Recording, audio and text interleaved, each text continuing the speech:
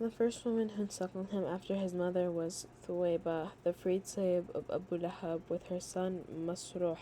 She had suckled Hamza bin Abdul Muttalib before, and later Abu Salamah bin Abdul Asad al-Makhzumi. Childhood. It was the general custom of the Arabs living in towns to send their children away to Baidoun wet nurses so that they might grow up in the free and healthy surrounding of the desert. Thereby they would develop a strong body and acquire the pure speech and manners of the Bedouins, who were noted both for chastity of their language and for being free from the vices which usually develop in inactive societies. The Prophet was later entrusted to Halima bint Abi Duhaib from Bani Sa'ad bin Bakr.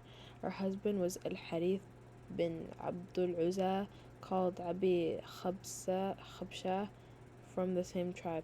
Muhammad ﷺ had several foster brothers and sisters. Abdullah bin Harith, Anisa bint al Harith, Hudafa or Judmama bint al Harith, also known as Ashema. She used to take care of the Prophet, and Abu Sufyan bin al Harith bin Abdul Muttalib, the Prophet's cousin. Hamza bin Abdul Muttalib, the Prophet's uncle, was suckled by the same two wet nurses, Thuwayba and Sadia, who suckled the Prophet.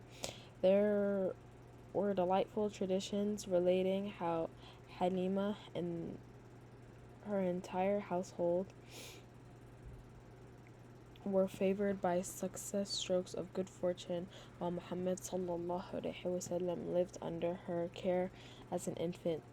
Ibn Ishaq states that Halima narrated that she, along her husband and a suckling infant, sent out from her village to the company of some women from Banu Sa'ad bin Bakr in quest of children to suckle.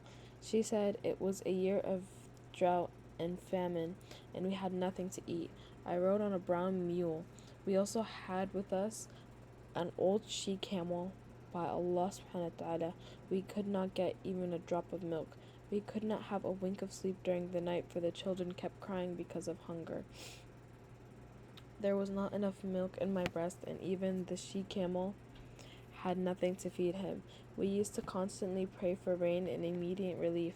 At length, as we reached Mecca looking for children to suckle, not even a single woman among us was accepted when Allah subhanahu wa ta'ala's messenger was offered to her. As soon as they were told that he was an orphan, they refused him. We had fixed our eyes on the reward that we would get from the child's father, an orphan, but were his grandfather and mother likely to do? So we refused to accept him because of that.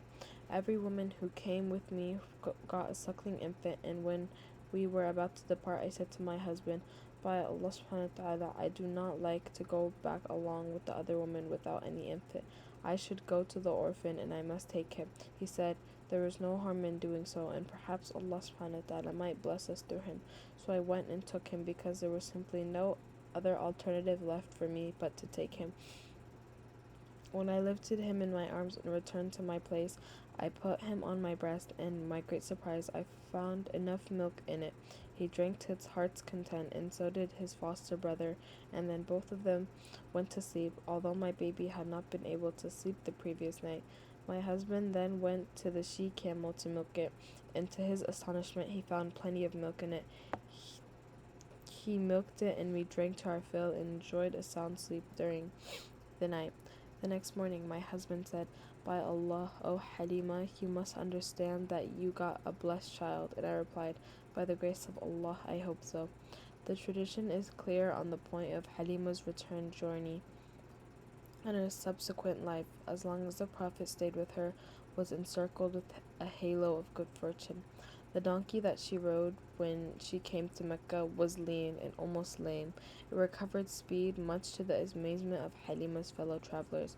By the time she reached the encampments of Bani Sa'ad clan in the country, they found the scales of fortune turning in their favor. The barren land sprouted luxuriant grass, and the animals went out to pasture and came back to them satisfied and full of milk. Muhammad sallallahu alaihi wasallam stayed with Halima for 2 years until he was weaned, as Halima said. We then took him back to his mother, earnestly requesting her to have him stay with us, so that we may benefit from the good fortune and blessings we brought us. We persisted in our comfort, expressing our anxiety over the child catching certain infection peculiar to Mecca. At last we were granted our wish, and the Prophet stayed with us until we returned with him.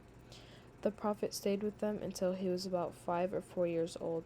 Then, as related by Anas in Sahih Muslim, Gabriel came down, opened his chest, and took out his heart. He then extracted a blood clot out of it and said, that was the part of Satan in thee. And then he washed it with the water of the Zamzam in a gold basin.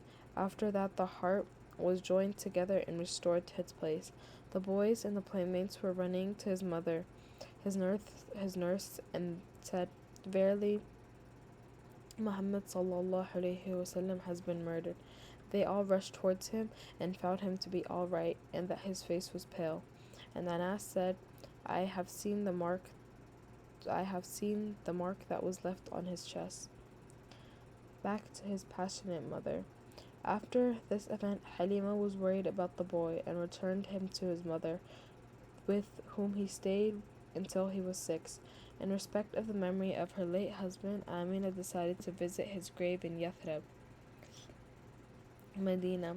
She set out to cover a journey of 500 kilometers with her orphan boy, her father-in-law, Abd al-Muttalib, and a woman servant, Ayman. She spent a month there and then made her way back to Mecca. On the route, she suffered a severe illness and died in Abwa on the road between Mecca and Medina.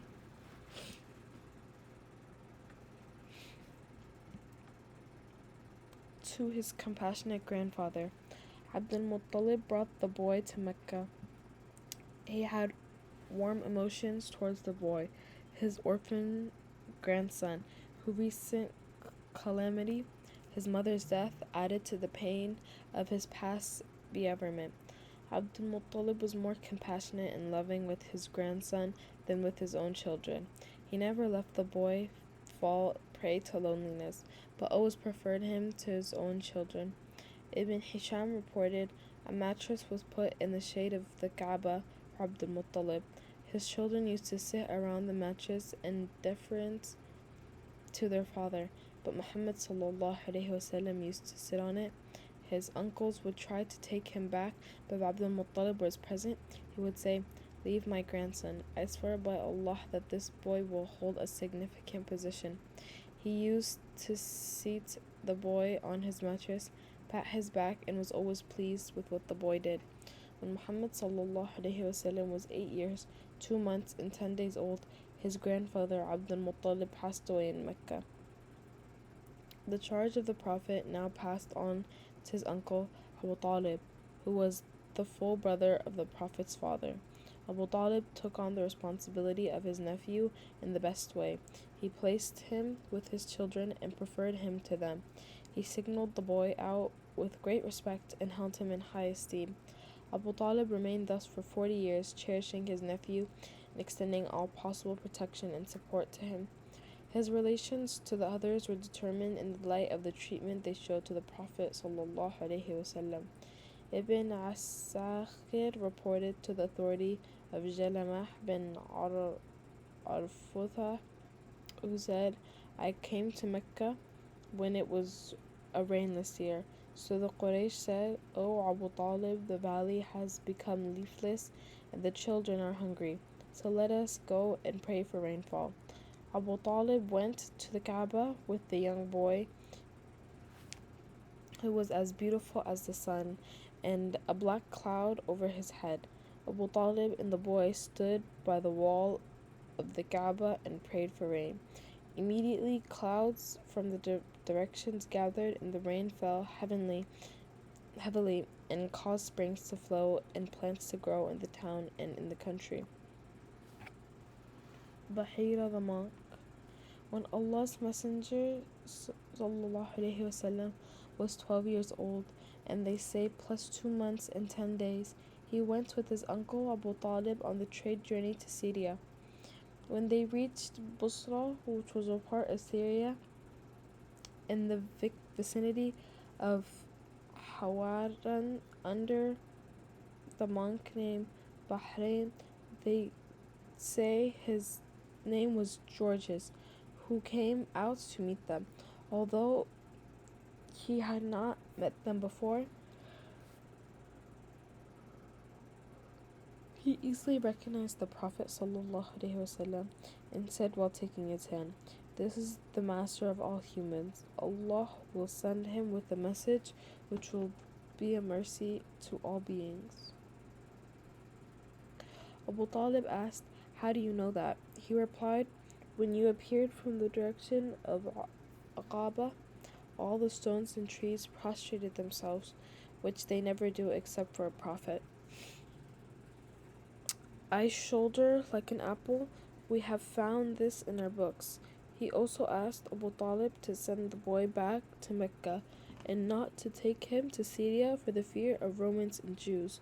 Abu Talib obeyed and sent him back to Mecca with some of his male servants. The sacrilegious wars. When he ﷺ was 20 years of age, the sacrilegious wars, which continued with varying fortunes and considerable loss of human life for a number of years, broke between tribes. The Quraysh and Banu Kinah were on one side and Qais Alian tribe on the other. It was thus called because the inevitable was made viable, the prohibited months being included Harb bin Umayma on account of his outstanding position being included. Harb bin Umayya on account of his outstanding position and honorable lineage used to be the leader of the Quraysh and their allies. In one of those battles, the Prophet ﷺ assisted his uncles. His efforts were confined to picking up the arrows of the enemy as they fell and handing them over to his uncles. Al-Fudul Confederacy. At the conclusion of these wars during the sacred month of Dhul Qa'dah, where peace was restored, people felt the need to form a confederacy at Mecca for suppressing violence and injustice and protecting the rights of the weak and the poor. Representatives of Banu Hashim, Banu al-Muttalib, Asad bin Abdul Uzza, Zahra bin Kilab, and Taym bin Murrah were called to meet in the house of honorable elderly man called Abdullah bin Jadan at-Taymi to enter into a confederacy that would provide for the above-mentioned items. Allah's messengers ﷺ, shortly after he had been honored with the ministry of prophethood, witnessed this league and commented on it with very positive words. "I witnessed a confederacy in the house of Abdullah bin Jadan. It was more appealing to me than herds of cattle. Even now, in the period of Islam, I would respond positively to attending such a meeting if I were invited." In fact, the spirit of the Confederacy in the course of considerations therein marked a complete departure from the pre-Islamic tribal pride. The story that led to the conversation says the man from Zubayd clan came as a merchant to Mecca, where he sold some commodities to Al-As bin Wali as-Sahmi. The latter avoided paying for goods. The trader sought to help for some of his allies from the Quraysh, but they paid no heed to his earnest pleas. He then went to a mountaintop and began at the top of his voice to recite verses of complaint, giving an account of the injustices he had sustained.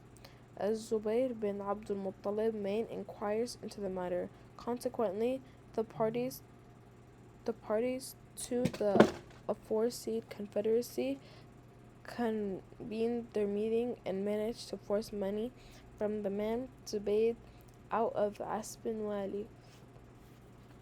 Muhammad's early occupation. Muhammad ﷺ had no particular job at his early youth, but it was reported that he worked as a shepherd for Bani Sa'ad and in Mecca for a wage.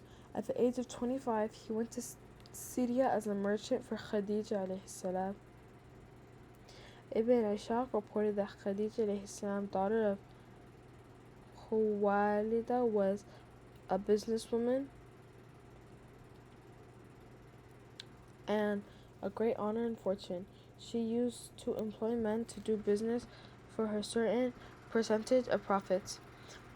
The Quraysh and the Quraysh were merchants, so when Khadija alayhi salam was informed of Muhammad sallallahu alaihi wasallam, his truthful words, great honesty, and kind manners, she sent for him. She offered him money to go to Syria and do business for her, and she would give him a higher rate than the others. She would also send her servant Maisara with him. He agreed and went with her servant to Syria for trade. His marriage to Khadija alayhi salam. When he returned to Mecca, Khadija alayhi salam noticed greater profits and blessings in her business than usual.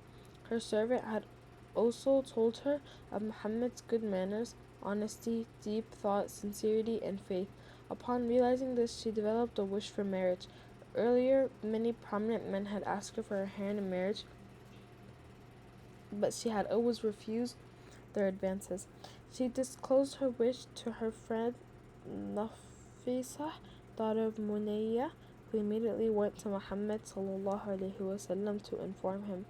He agreed and requested his uncles to go to Khadija's uncle to discuss the matter. Subsequently, they were married. The marriage agreement was witnessed by Bani Hisham and the chiefs of Mudar. This took place after the Prophet's return from Syria.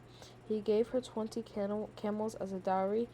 At the time, she was 40 years old and was considered one of the best women in lineage, fortune, and wisdom. She was the first woman Allah subhanahu wa ta'ala's messenger sallallahu alayhi wasallam married. He did not get married to any other until she had passed away. With the exception of Ibrahim, Khudayj alayhi salam bore all his children: Al-Qasim, Zainab, Ruqayya, Kulthum, Fatima, and Abdullah, who was also called Tayyab and Tahir. All his sons died in childhood, and the daughters, except for Fatima, died during his lifetime. Fatima died 6 months after his death. All his daughters witnessed Islam, embraced it, and immigrated to Medina. Rebuilding Al-Kaaba and arbitration issue. When Allah's Messenger ﷺ was 35, the Quraysh started rebuilding Al-Kaaba. This was because it was a low building of white stones no more than 9 arms length for the days of Ismail alayhi salam. It was also roofless, leaving thieves with easy access to the treasures inside. It was also exposed to the wearing forces of nature that weakened and cracked into its walls. Since it was built so long ago, 5 years before the advent of prophethood, there was a great flood in Mecca that swept towards Al-Kaaba and almost demolished it. The Quraysh were obliged to rebuild it to safeguard the sanctity and position. The chiefs of the Quraysh decided to only use lawful money in rebuilding the Kaaba, so all the money derived by the immoral means, usury, or unjust practice was excluded.